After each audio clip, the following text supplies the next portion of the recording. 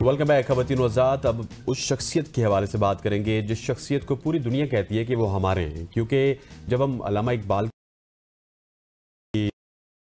जाते हैं अपनी किताबों में देखते हैं तो तसव्वुर पाकिस्तान देने वाले, पाकिस्तान का ख्वाब देखने वाले अल्लामा इकबाल को समझा जाता है। उन्होंने देखा भी, उन्होंने पाकिस्तान के लिए एफर्ट्स भी की, और अगर हम देखते हैं तो हम उनको ऑन भी करते हैं। उनका ताल्लुक भी सियालकोट से था, लेकिन अगर पूरे खित्ते को देखेंगे तो वो कहते हैं कि ये शायर मशरिक हैं, पूरे खित्ते के शायर हैं। फिर अगर हम बिल्कुल पड़ोसी मुल्क ईरान की बात करें तो वो आते हैं तो वो कहते हैं कि इनका सारे का सारा कलाम फ़ारसी में है, ये हमें सिखा रहे थे, ये हमारे हैं। अगर मगरिब की बात करेंगे तो मगरिब कहता है कि इनके कलाम में इतनी जिद्दत थी कि इकबाल तो हमारे हैं, क्योंकि वो इनोवेशन, वो जिद्दत आपको मगरिब में नजर आती है। सो एग्जैक्टली, चाहे खुदी का फलसफा हो, चाहे इश्क का फलसफा हो, चाहे खुदा के साथ इश्क का फलसफा हो, इन तमाम तर फलसफों में हमें इकबाल में जो एक ये मुनफरिदियत नज़र आती है, इनफरादियत नज़र आती है। इकबाल दूसरे शायरों से मुनफरिद नज़र आते हैं। वो मेरे ख्याल है कि कोई भी और शायर उसको उस खला को पूरा अभी तक नहीं कर सका। और इसी पर आज बात करने के लिए इन स्टूडियो हमें ज्वाइन कर चुके हैं प्रोफेसर डॉक्टर शाहिर इलाही साहब। Thank you so much for your time sir. सबसे पहले तो शुरू यहीं से करते हैं, बहुत दकियानूसी सवालात हम पहले भी करते रहते हैं। मेरा ख्याल है हम यहीं से शुरू करते हैं कि बुनियादी तस्वुर इश्क इकबाल का क्या था, उसको कैसे एक्सप्लेन करें? बहुत खूब, जैसे हसनैन मियां ने आज बड़ा खूब तारुफ करवाया और खुलासा निकाल दिया इकबाल की जो शख्सियत के अंदर तनव्वो पाया जाता है।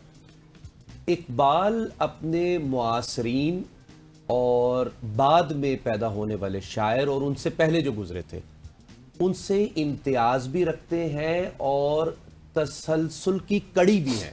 ये बहुत कम लोगों में होता है कि वो अपने कबीले से जुड़ा रहे, लेकिन उसके अंदर ऐसी जिद्दत और जौदत दाखिल कर दे जो उसकी कंटेम्प्रेरीनेस और रेलिवेंस में इजाफा करे। अब इसकी चंद मिसालें लेते हैं। देखिए, पंडित ब्रिजनारायण चकबस लखनवी भी आपके हम असरों में से हैं, मुंशी प्रेमचंद भी हैं, रविंद्रनाथ टैगोर भी हैं, एक तरफ नीत्शे गोयटे भी हैं, फ्रांस फैनॉन भी हैं।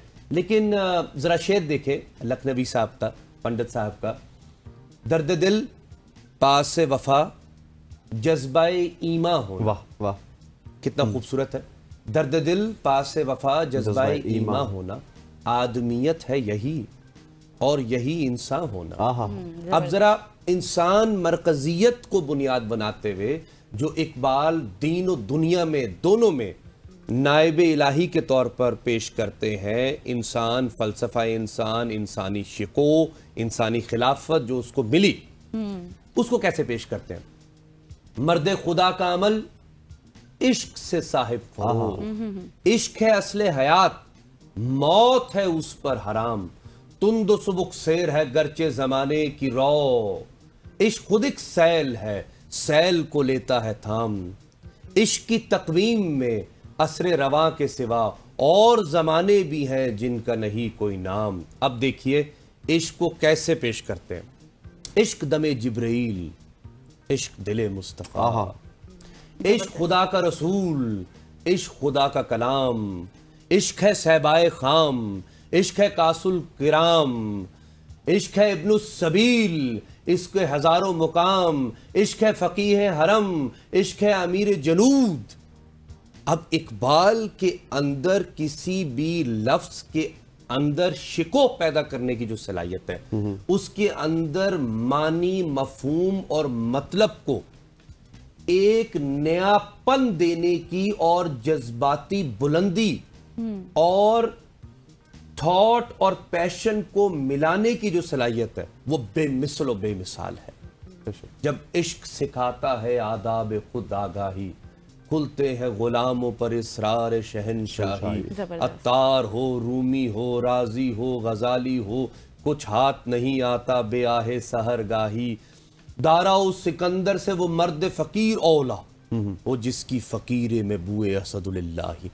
और आपको इर्द गिर्द इश्किया शायरी मिलती है, तसव्वुर इश्क मिलता है। एक बड़े सगीर की तहजीब थी, उसमें अमीर खुसरो, सिराज औरंगाबादी, वली दकनी, फिर नीचे शकीब जलाली, मुनीर नियाजी, फैज, नासिर काजमी, बड़े बड़े नाम है, you name it you have it. लेकिन इकबाल का जो इम्तियाज और तखस्सुस है कि वो उस जज्बे के अंदर इंसान मरकजियत और इंसान की खिलाफत जो उसको खुदा से मिली है और इंसान जो मुसख्खर करने वाला है कायनात को, उसको बुनियाद बनाकर पेश करते हैं कि वो किस इश्क से ताबीर या माखूज किया जा सकता है। जरा देखिए, जमाले इश्क मस्ती नए नवाजी, जमाले इश्क मस्ती बेनियाजी, कमाले इश्क मस्ती ज़र्फ़ हैदर, ज़वाले इश्क मस्ती हरफ़ राजी।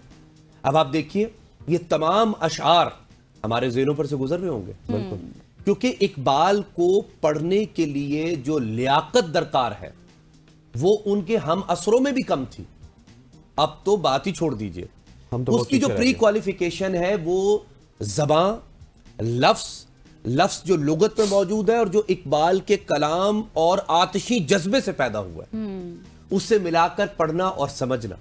तो इकबाल जैसे ही किसी इस्तिलाह को मौजू या मजमून बनाते हैं तो उसमें इस्तारा बनने की सलाहियत पैदा हो जाती है, तस्वीर बना देते हैं और तस्वीर को मुतहर्रिक कर देते हैं।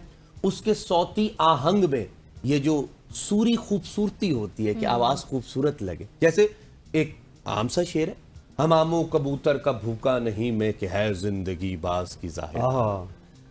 उसके अंदर इस कदर तरन्नुम, तरंग, आहंग, जोबन, नैरंग, बूकलमूनी, रंगारंगी पैदा कर देते हैं कि कोई भी आदमी उसको उठा सकता है या समझ सकता है। आप इकबाल को जरा यूं समझिए या यूं देखिए, अगर इकबाल सरे दस समझ में नहीं आते, आपके ताकुल और इस्तदलाल की काबिलियत से बुलंद है, तो कम से कम जो हकीमाना तासीरात की लौ की लपके वो आपको देना चाहते हैं, जो वो दिया जलाते हैं, उसकी रोशनी और कशिश और हरारत तो महसूस कीजिए। बिल्कुल। तो इकबाल के अंदर लफ्जों का कद ऊंचा करने, लफ्जों की तकवीयत, लफ्जों के अंदर मानी आफरीनी, मंजरनामा, हाँ, ये जो बनाने की सलाहियत है, ये साउथ एशिया में चैंपियनशिप इस नब्बाज़े मिल्लत के हाथ में है, बेशक, और इस हकीमुल उम्मत के हाथ। बिल्कुल ऐसी। और प्रोफेसर साहब, आप जब वो तमाम शायरी पढ़ रहे थे तो मेरे जहन में भी एक सवाल आया, नकर तकलीद ए जिब्रील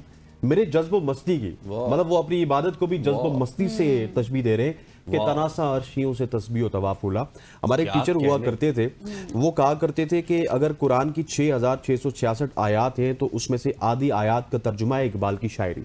बहुत खूब। आधी आयात का तर्जुमा है इकबाल की शायरी। एक मुझे पॉइंट ऑफ व्यू बताइएगा, आपने इश्क की बात की, आप मिर्जा गालिब को पढ़ लीजिए, आप तकी को पढ़ लीजिए, आप फराज को पढ़ लीजिए, आप फैज को पढ़ लीजिए, इश्क की जब बात होती है तो कोई ना कोई कैरेक्टर होता है, आपका किसी कैरेक्टर की तरफ जहन जाता है। इकबाल का इश्क जब हम पढ़ते हैं तो हमारा जहन ऊपर जाता है और बहुत मतलब वसी उनका जो है ना वो इश्क का जाविया है। इसकी क्या वजह है? हाँ, दीन और दुनिया जो दो बुनियादी पैराडाइम्स हैं मुसलमान की जिंदगी के, या उस वक्त बड़े सगीर के अकलियती मुसलमानों के, तो दोनों सूरतों में दीन और दुनिया में जो कुरान मरकज इल्म पैदा किया इकबाल ने, ये उनका बेमिसल एहसान है। यानी उन्होंने जो मुसलमानों के जवाल के असबाब तशखीस के तौर पर हमारे सामने पेश किए, वो यही तो थे कि जो कुरान का तसव्वुर इश्क है वो किस हकीकी नौयत का है,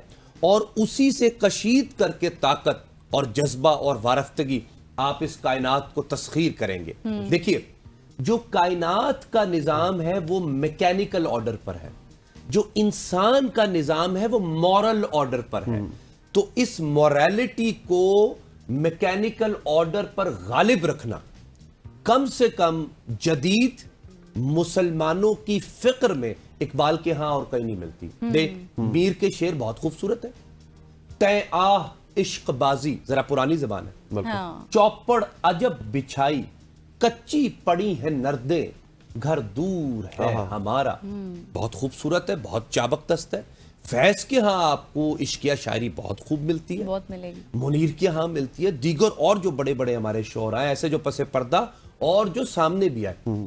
लेकिन इकबाल के अंदर जो इश्क को किसी खास शख्सियत और असलाफ के साथ मिलाकर एक्चुअलाइज करने की सलाहियत थी वो आपको दोबारा नहीं मिलती। आप जरा इसकी मिसाल देखिए, आप हमेशा नबी मुकर्रम अलैहिस्सलाम को वो इश्क व मस्ती की सरबुलंदी और ताजदारी और उसमें से फिर जो लौर लपटे और जौ और रोशनी निकलती है वो दिखाया करते हैं। देखिए क्या कहते हैं कि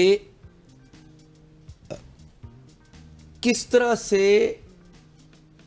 इश्क सारे का सारा हजरत नबी मुकर्रम अलैहिस्सलाम के दिल में है, और अकल जो आम अखबार पढ़ने के काम आती है वो बुलहब है, सतीजा कार रहा है अजल से ता इमरोज, चराग मुस्तफवी से शरारे बुला। बेशक मैं समझता हूँ कि इसी शेर से हमें आगे कंटिन्यू करेंगे, लेकिन उससे पहले एक छोटी सी ब्रेक लेंगे। आपकी बातें इतनी अच्छी हैं, इतना मजा आ रहा होता है कि ब्रेक लेने का भी दिल नहीं करता और हमें भूल भी जाता है कि ब्रेक का वक्त हुआ है।